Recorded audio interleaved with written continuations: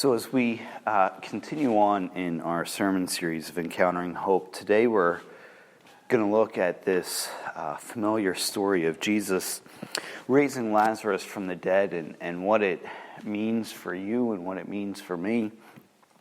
Tomorrow I'm going to be taking time, and here at Milltown we have family worship the first Sunday of the month, and we're going to have the children of the church. They're going to act out the story of raising Lazarus from the dead, and I'm excited. I think it'll be a good time. But I want to start off today by talking to you about this idea of when someone dies, they're really dead. Probably the most depressing beginning to a sermon. But when somebody dies, they're dead. It doesn't matter if you're like one of my friends that sets 5 alarms on their iPhone just to try to wake up in the morning. You can set as many alarms as you want when someone's passed away. They're not getting back up. I'm a morning person, so it's pretty easy for me to wake up. In fact, sometimes it's frustrating because sometimes my body wakes up at 3:30 in the morning. It's like, hey, let's get this day started. And I'm like, well, I'd like to sleep till at least 5. That would be nice. But when you were dead, or when someone is dead, there is no waking up. And that's really what we as people, I think that many of us have experienced the loss of a loved one. That's what we really have to wrap our heads around when we go to the funeral of someone, is the fact that this person has really died and is not coming back. And it's tough. But I want to dig into this story here in John 11, starting in verse 32. And this is what it says. Now, when Mary came to where Jesus was and saw him, she fell at his feet, saying to him, "Lord, if you had been here, my brother would not have died." I love Mary in this passage. It sounds kind of mean, but when you fully understand the context of it, Mary had sent word to Jesus that Lazarus was very sick, very, very sick, like hospice sick. And Jesus decided to wait to go to be with Lazarus and Lazarus's family. And so Mary's just like, hey, Jesus, yeah, this is on you. Good job, Jesus. If you just would have been here, we wouldn't have had to worry about this. I've done a lot of funerals. At my last church, some of the important people at the church, they were funeral directors, and so I spent time at their funeral home. And here I've developed a good relationship with the funeral homes, and people handle the loss of a loved one very differently. I've done funerals where it is a complete celebration of life, where people are happy, the person lived a good, long life. Everyone there is happy that they didn't have to suffer much. And they all are in agreement that this person is in a better place. And then I've done ones the opposite end of the spectrum.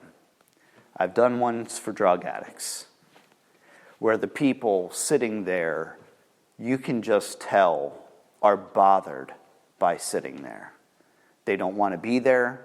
They're only there because then they don't feel guilty later on in life. I've done both. And families handle the loss of a loved one very, very differently. And everybody grieves differently. That's the saying, and it's very, very true. Everyone handles the loss of a loved one differently, and at this point, I guess it's safe to say that Mary is still in the anger stage of grief, and she'll, I guess, move on, but she is definitively still in anger. Verse 33, when Jesus saw her weeping, and the Jews who had come with her also weeping, he was deeply moved, and his spirit greatly troubled. This idea of weeping is this Jewish word, this idea in the Hebrew, or in the Greek, it's this idea of just being so sad, so distraught over what is happening, what is taking place. Verse 34, and he said, "Where have you laid him?" They said, "Lord, come and see." Verse 35, Jesus wept. Verse 36, so the Jews said, "See how he loved him." So I often think that people have this view of Jesus being a robot. Like, Jesus came for a mission, completed the mission, that's it. Like, Jesus was just there, matter of fact. Yes, Jesus came. Jesus did complete his mission. But Jesus also had emotions. Jesus also had relationships with people. Jesus had a relationship with his disciples. Jesus had family. Jesus had friends.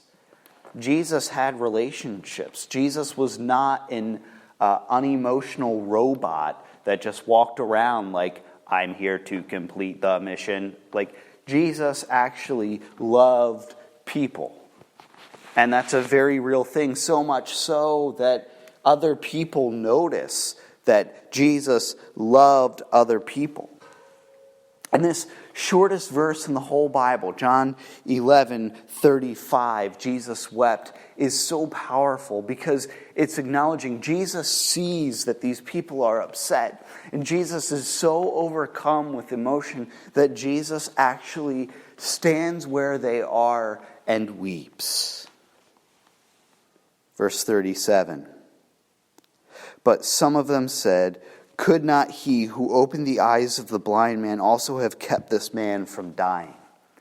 The people are acknowledging that Lazarus is gone. And that while Jesus is standing in the midst of them, while Jesus is upset, while Jesus is crying, while Jesus is right there with the people that need him the most, not leaving them, not abandoning them, right there with them, they're acknowledging that Lazarus is gone. Verse 39, I'm going to pick up the part where it says, "Lord, by this time there will be an odor," and this is Martha, "there will be an odor, for he has been dead for 4 days." In the King James Version, it says stinketh. I love that. Martha's like, Jesus, there will be a great stinketh. And while it's humorous, because it is, it's also true. They didn't have the type of embalming that we have today. Some unlucky person would go in and rub scented oils on the body. I always feel bad for the person who's doing that. So they're like holding their nose and they're like rubbing these oils, and it stinketh. And so it smells really bad. And then it talks about this idea of 4 days. And in Jewish culture and Jewish beliefs in Bible times, it was this idea that towards the end of the third day, your spirit left your body, that you were really, really dead. Like Charles Dickens says, you were as dead as a doornail. And so I'm going to hop down to verse 43. When he had said these things, he cried out with a loud voice, "Lazarus, come out." And this call that Christ has for Lazarus is a very precise call. It's a very personal call. Jesus calls Lazarus by name. And it's a very powerful call. Verse 44, the man who died, Lazarus, who was in fact dead, came out, his hands and feet bound with linen strips, and his face wrapped with a cloth. Jesus said to them, those that were around, unbind him and let him go. So I want to close with this. You and I in life have different things that bind us, whether it be sin, addiction, fears, doubts about whether God can actually work in your life. For some of us here, it may even be whether God actually exists. But please know, friends, that the voice of God is a voice that is reassuring. The voice of God is a voice that is calming. And that Christ doesn't leave us in the midst of our difficulties. We may perceive that Christ has actually left, but being in this relationship with Christ, Christ is there through thick and thin. Christ doesn't leave. Because Christ calls us from our past. Christ calls us from where we're at in our present to a future that has hope. That's what the sermon series is about. The cross that is behind me with this purple cloth around it, that is your future of hope. That is a very tangible, the cross is big. That cross is a very tangible sign for us to be able to see that. Because Jesus was about two things. First, Jesus was about bringing life from death, which we'll really get ready to celebrate here in the next week and a half. And secondly, Christ was about bringing hope to difficult, frustrating, and desperate situations for you and for me, that Christ doesn't abandon us in those situations, that Christ is there with us. See, the reason why the Pharisees and Sadducees had to get rid of this Jesus problem, which we'll look at next week, throughout the week, is because the people were changed, just like Lazarus was. Lazarus was changed physically. The people that were there were changed spiritually. And the question that we need to ask ourselves is, are we living our lives like we are a changed people? That we have had this encounter with Christ, that we are changed. Because the people that came across Jesus were so amped up and so excited and so changed that they were talking about Christ to the point where the Pharisees and Sadducees realized that it was a problem. But can people say that about you and I? Do we live our lives that we are a changed people? Are we talking to other people about church? Are we inviting other people here? Because here is where we find out about hope amongst death. Because that's what Christ was about.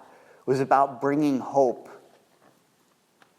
And that cross right there is a symbol of just that.